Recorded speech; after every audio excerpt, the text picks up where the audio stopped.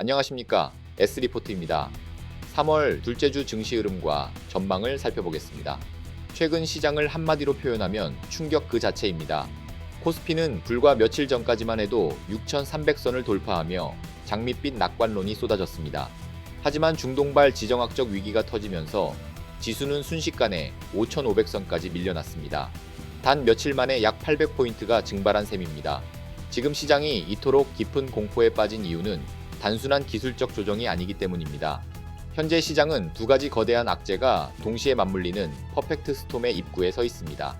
첫째는 예측 불가능한 중동 전쟁 확전 리스크이며, 둘째는 다시 고개를 드는 미국의 물가 쇼크 가능성입니다.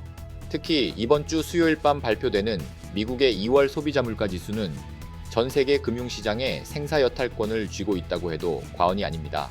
오늘 S리포트에서는 중동 리스크의 실체와 이번 주 증시의 향방을 결정지을 핵심 시나리오를 심층 분석해 보겠습니다. 지금 시장이 가장 예민하게 반응하는 변수는 역시 중동 정세입니다. 현재 미국과 이란 사이의 군사적 긴장감이 임계점을 넘나들면서 국제 유가가 다시 요동치기 시작했습니다. 문제는 유가 상승이 단순히 주유소 기름값 문제로 끝나지 않는다는 점입니다. 유가가 오르면 기업들의 비용이 늘어나고 물가도 다시 오르게 됩니다. 결국 연준의 금리 인하 기대감이 뿌리째 흔들리게 되는 것이죠. 지난주 글로벌 증시가 동반 급락한 근본적인 원인도 바로 이 지점에 있습니다. 시장은 지금 스태그플레이션, 즉 최악의 시나리오를 두려워하고 있습니다. 성장은 멈추거나 둔화되지만 물가는 계속 오르는 상황입니다. 만약 이번 주 중동에서 추가적인 무력 충돌이나 호르무즈 해협 봉쇄 가능성이 언급되면 국제 유가는 크게 오를 수 있습니다. 전문가들은 배럴당 $100 돌파 가능성도 거론하고 있습니다. 이 경우 외국인 자금은 안전자산을 찾아 한국 시장을 떠날 것이며 우리 증시의 변동성은 통제 불능의 상태로 확대될 수 있습니다. 반대로 외교적 중재가 극적으로 타결된다면 지수는 5,800선 회복을 위한 강한 기술적 반등을 시도할 것입니다. 하지만 이번 주 시장의 진짜 승부처는 따로 있습니다. 바로 3월 11일 현지 시간으로 발표되는 미국의 2월 소비자 물가 지수입니다. 지난 1월 소비자 물가 지수가 예상치를 상회하며 시장에 큰 충격을 주었던 만큼 이번 발표에 쏠린 눈이 그 어느 때보다 많습니다.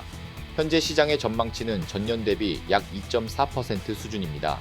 우리는 여기서 세 가지 대응 시나리오를 준비해야 합니다. 첫째, 예상치를 하회하여 2.3% 이하로 나올 경우입니다. 이 시나리오가 현실화된다면 시장은 환호할 것입니다. 중동 리스크에도 불구하고 인플레이션이 통제되고 있다는 강력한 신호로 해석되기 때문입니다. 그동안 억눌렸던 성장주와 빅테크 기업들을 중심으로 강력한 쇼커버링 랠리가 나타날 가능성이 큽니다. 둘째, 예상치에 부합하는 2.4% 수준일 경우입니다. 이때는 시장이 안도하면서도 동시에 눈치보기 장세를 이어갈 것입니다. 물가가 잡히고는 있지만 금리 인하를 확신하기엔 부족하다는 판단 때문입니다. 지수는 하방 경직성을 확보하며 횡보 흐름을 보일 확률이 높습니다. 셋째, 예상치를 상회하여 2.5% 이상으로 나올 경우입니다. 가장 경계해야 할 최악의 시나리오입니다. 유가 상승 압력이 이미 지표에 반영되기 시작했다는 공포가 확산되면서 금리 인하 시점은 연말이나 내년으로 밀릴 수 있다는 비관론이 득세할 것입니다.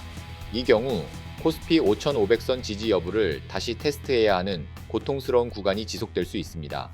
그렇다면 우리는 이 혼란스러운 장세에서 어떤 포지션을 취해야 할까요? 첫째, 반도체와 대형 IT 섹터입니다. 거시경제 환경은 불투명하지만 글로벌 AI 산업의 성장 궤도는 여전히 견고합니다. 단기적인 지수 하락으로 인해 밸류에이션 매력이 발생한 대형주들은 오히려 저가 매수의 기회가 될 수 있습니다. 다만 실적이 확실한 종목으로 압축하는 전략이 필수입니다. 둘째, 방산과 에너지 섹터입니다. 지정학적 리스크가 해소되기 전까지 이들 업종은 훌륭한 해지 수단이 됩니다. 하지만 뉴스 하나에 급등락이 반복되는 전형적인 테마성 움직임을 보이기 때문에 무리한 추격 매수보다는 변동성을 이용한 단기 대응이 유효합니다.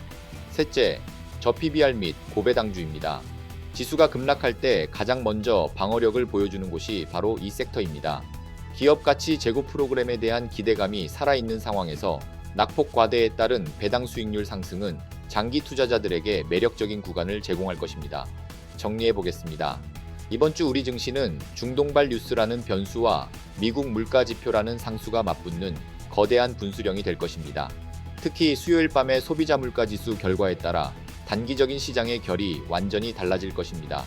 지금처럼 안개가 자욱할 때는 무리하게 속도를 내기보다 차분히 멈춰서서 이정표를 확인해야 합니다. 감정적인 매매나 과도한 레버리지는 지금 같은 변동성 장세에서 가장 경계해야 할 적입니다. 현금 비중을 일정 부분 유지하며 시장이 바닥을 확인하는 과정을 지켜보십시오. 공포가 극에 달할 때 기회는 늘 싹트기 마련입니다. 하지만 그 기회는 오직 준비된 자, 그리고 냉정함을 잃지 않는 투자자만이 잡을 수 있습니다. 지금까지 S리포트였습니다. 시청해주셔서 감사합니다.